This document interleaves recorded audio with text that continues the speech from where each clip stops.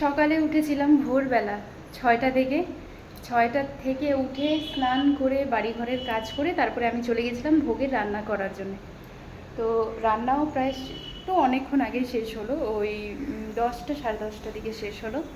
আর এদিকে হচ্ছে আমার পুজোটাও শেষ হয়ে গেছে। তো আপনাদেরকেও একটু দর্শন করাই গনু বাবার। দেখুন, আর ঠাকুরকে ভোগ দেওয়া রয়েছে এখানে, আপনারাও ভোগের দর্শন করুন। আর আমার হচ্ছে বাড়িতে আমি নিজে বানিয়েছি মোদকের রেসিপিও শেয়ার করব আপনাদের সঙ্গে বড় ব্লগে। এই যে, আর আজকে মন্দিরগুলো না এরকম ফুল দিয়ে সাজিয়েছি, এটা প্লাস্টিকের ফুলগুলো হয় না সেটা। আমি ভাবছিলাম আজকের দিনে হয়তো গাঁদা ফুলের দাম প্রায় অনেক হবে, কারণ প্রায় আমাদের এখানে হচ্ছে আমাদের এখানে পুজো পার্বণের দিনে, এটা সব জায়গায় হয়, শুধু আমার এখানে না, ফুলের দামগুলো একটু বেশি হয়ে যায়।